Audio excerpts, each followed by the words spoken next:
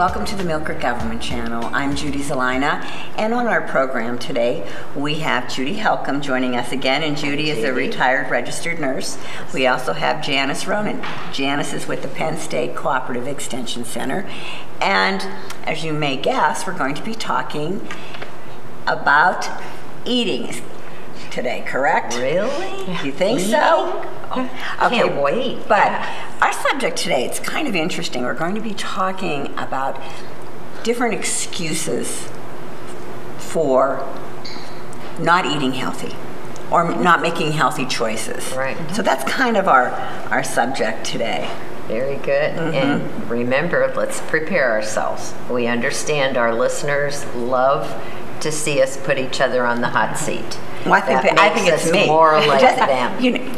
And I'd like to point out, I don't know if I see you two on the hot seat as much as you. Oh, we've made some true confessions, Judy. Out there for everyone to know about. That. Yeah. We'll start with either one of us. How's that?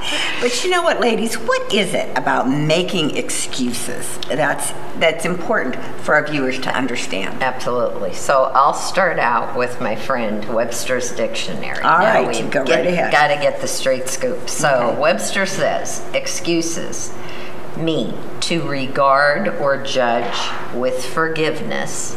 That's one. To offer an apology is another part of excuses. To justify our behavior, I think that's a good one for me. To release from obligation of some duty that we have.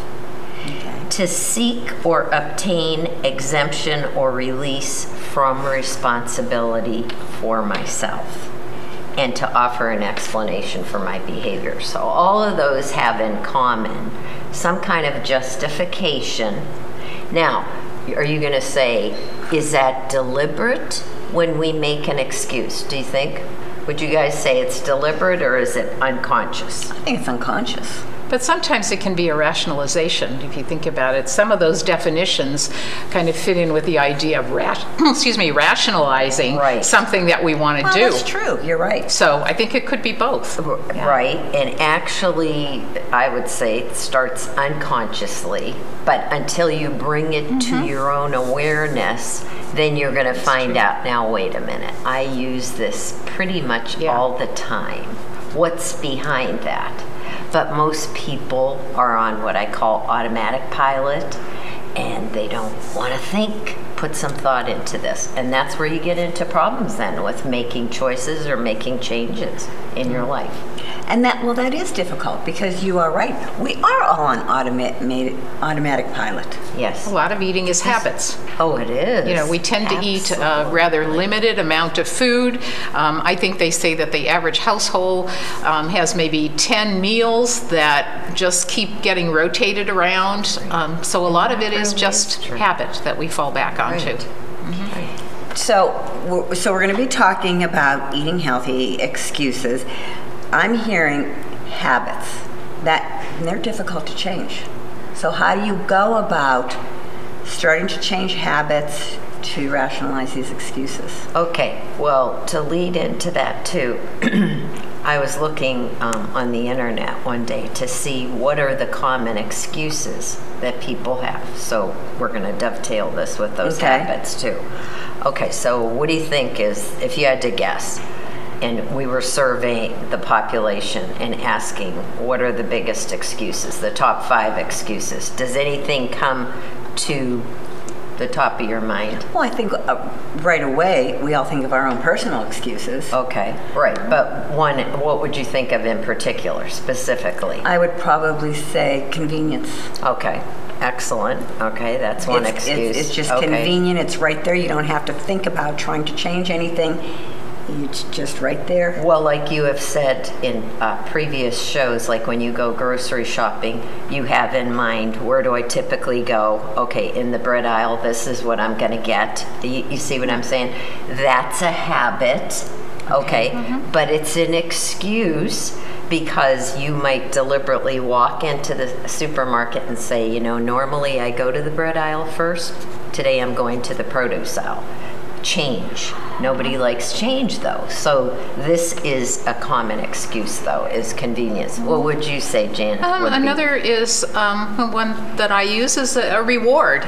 I've been good today. Otherwise, today I've eaten pretty healthfully. Okay. So now it's not going to matter if I take a couple of cookies because I've been good the rest of the day. Okay. So. All right. And how do you usually feel after? Do you have any consequence to that after you do that? Sometimes it's okay, and other times I think, those cookies didn't taste all that good, and I said I was going to avoid them. So why did I do that? Yeah. So right. It's a mixed bag. So, and viewers that are listening to us, they're probably saying, well, you're not hitting the one. Absolutely. We're never going to hit the one for somebody else because everybody has their own. Different but excuses. Here's the question. Do you even realize most people at Automatic Pilot do not even realize the excuses that they're making? Because it's so entrenched in their life, yeah. And Right. honestly, if I wasn't doing this program, never in a million years would I think that I make excuses. Ah, Truly, okay. until we Yeah. talked about this. When I go to a store or I reward myself, which I do, Right. I say, well, I deserve this. You Right. know, this chocolate cake, I mean, I worked hard for it. Never would I thought that I would make excuses. If you had said to me, Judy, do you make excuses not to eat healthy? I'd say, of course not. I eat healthy enough. Yes, exactly. Because I think excuses give us permission and make us feel like it's okay to do whatever we're doing. So we feel good about doing it because this excuse has led us up to this permission that we have. Right. Okay.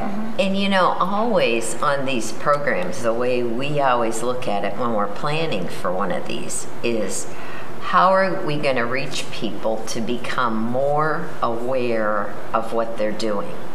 Because you can talk about a laundry list of if you buy this, if you do this, if you do that, and people tune it out. And the reason is because they're not in touch with their own being of awareness. And that's why we wanted to do this show today about excuses to force people, unless they're going to just change the channel and say, too close to home. Yeah. And that could very well be the case. But I assure you, if I run into somebody that says, oh, I saw that most recent show, I'm going to say, was that about excuses? Oh boy, you hit me in the gut with that one. I would feel terrific. They won't. They'll say, because you're asking me to change, as Janice talks about a lot too. Nobody wants to change. So what do you really want for your life, I guess? And that's it. I think we all have this resistance to change. Right. And I'll confess, as I get older, I'm, more and more set in my ways, and I figure I've kind of honed things out that maybe this is I think is the best way to proceed with my life, and so I'm not as open to change. My children will tell you that I don't change easily. But once in a while, I think we have to stop and think, okay, based on what we're doing now and the habits we have and the excuses that we use, where is this going to take us? Where am I going to be 5, 10, 15 years down the line in terms of health and that? And is that where I want to be? Right. And if it isn't, then we need to do something.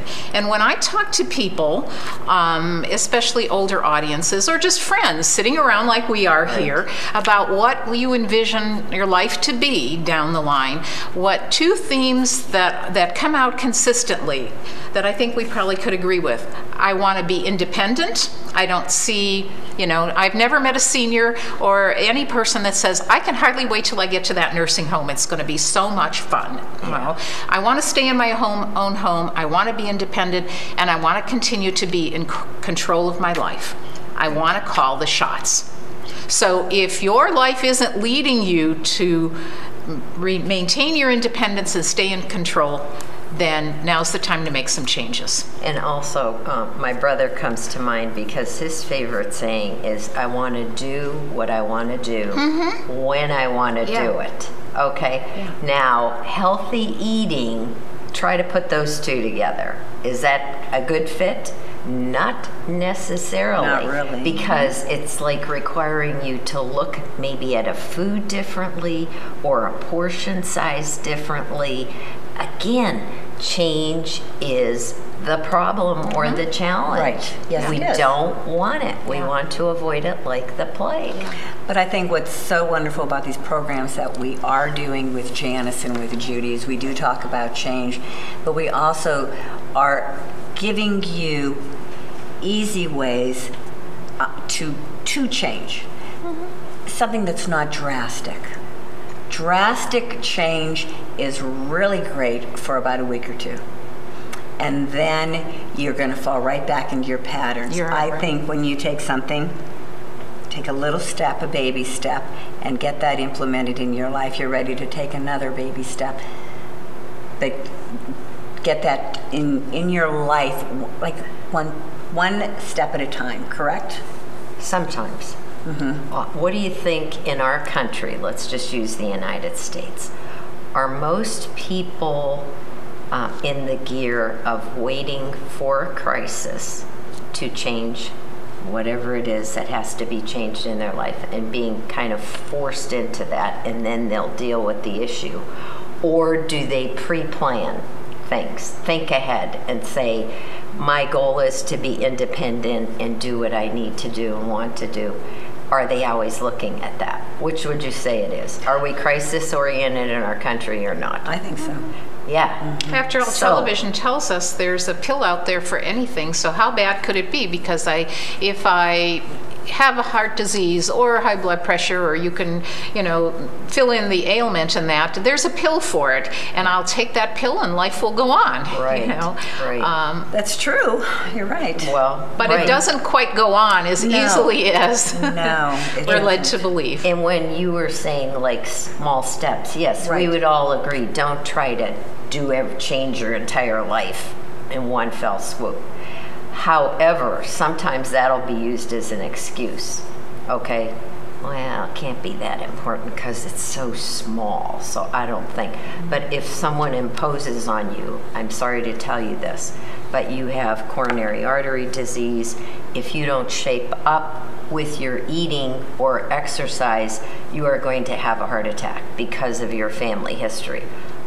Whoa, that's being hit right across the head. Do you see? So everybody is an individual.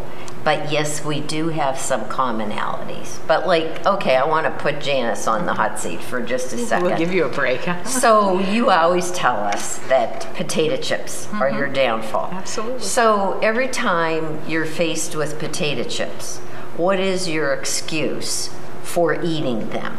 Is it the reward you were talking about that you've eaten healthier earlier in the day, so this is no problem? Not usually with that. With that, it's number one, I like them. Okay. And so I'm weak. Taste. And if they're in the house and the bag is open, yes.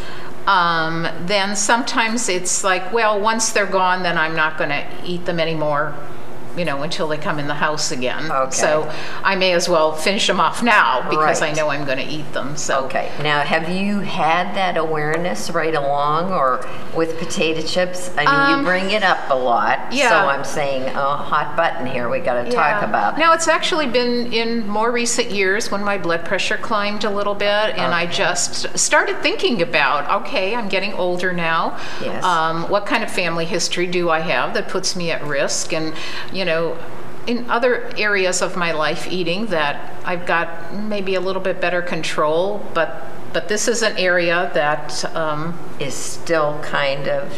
It's still a challenge. It still is. It's still a challenge. Right. Yeah. Okay. Does it alter anything very much about your lifestyle? Is that why you fight, like just saying, okay, I'm not going to eat potato chips? At all. Let's just start with the worst. I am not going to eat them because when I have one, I have to have 16. Yeah. But, or do you just say, one of these days I'm going to get serious about this? Well, I guess I don't see the immediate impact, and so that's not giving me. But this is the voice then when we talk about this that plays in my mind. Well, if something happens and you have a stroke or that, then you're going to have to give stuff like this up anyway. So why not do it now and avoid that event? Right. Let's do some prevention. Right. Because in most areas in my life, I'm about prevention. Okay. But this is a hurdle. But how about, in my case, put myself on the hot Yeah. seat, how about that, Judy? All right. You don't even have to do it. I'm getting older. Okay, for all the years of my life, I have eaten a certain way and developed some additional healthy eating habits.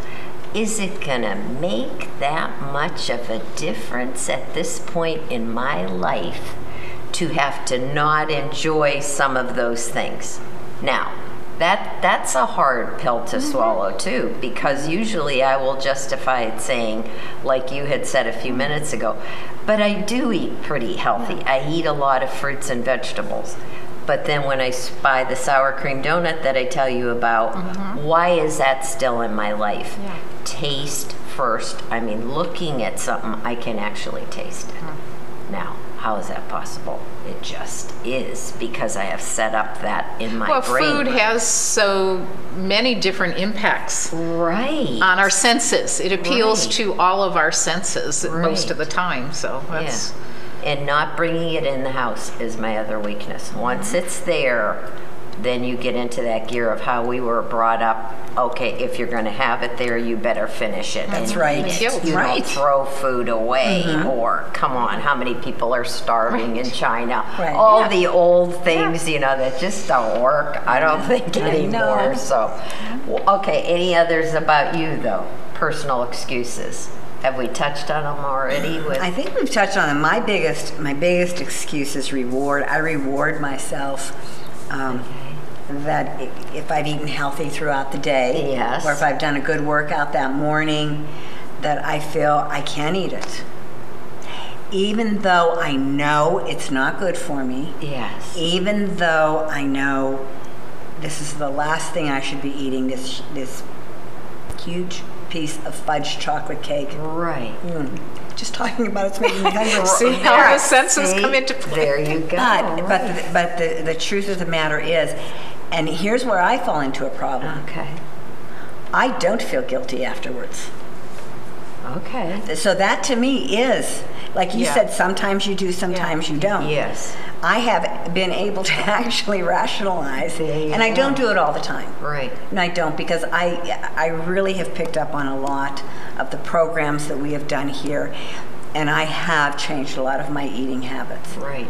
From the first time we've met. I Oh think my you thought gosh. this poor no. woman See? is she's No. a hopeless case. But I've made small changes. But no, I don't feel guilty. So if you were to inject the next time you were in that situation and tempted with that chocolate cake, whatever, and say to yourself, you know, the thought comes in and you say, I've been really good today.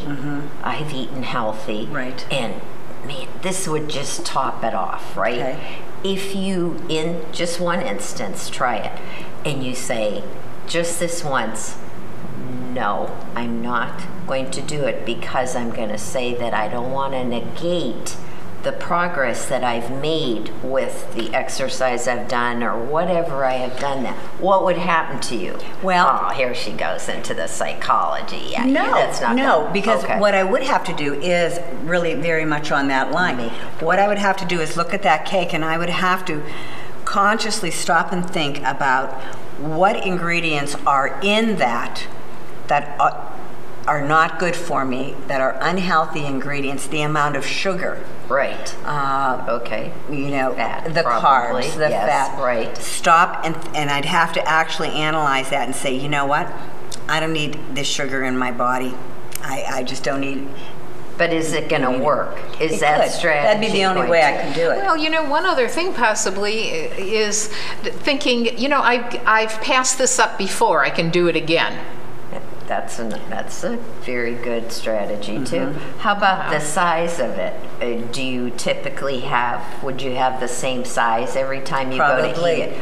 Or you say, okay, I'm going to eat this, but you know But a what? smaller- but a smaller Immediately, piece. I'm taking a half of that. Yeah. Portion, we talk about Portion that. control. That could is- probably work too. Oh my So gosh. there are different things that I could look at when I look at Yes. that piece of cake, and different ways to vary my way of thinking. Right. Eating about more slowly. this. Even to really There you enjoy go. what you're to eating. really indulge. We Yes, talked and when we enjoy. were gathering here before about television eating too. How many times do you come home, take that piece of chocolate cake, sit in front of the TV, you eat it, and when it's over, you don't even have the sense of enjoyment from it. It's like you didn't Yes, really eat it. right, right. Instead of maybe changing the location, sitting at a table, thinking about and truly enjoying every bite, so that smaller serving that you take, you enjoy more than maybe the big piece that is mindless eating. I mean, we all have mindless eating. I agree. Environment You know? is very, very Oh important my gosh, yeah. on your eating habits. Don't set yourself up for failure the way we Yeah. position Yeah. things or place Exactly. them, whatever. Exactly. Sitting down is very important.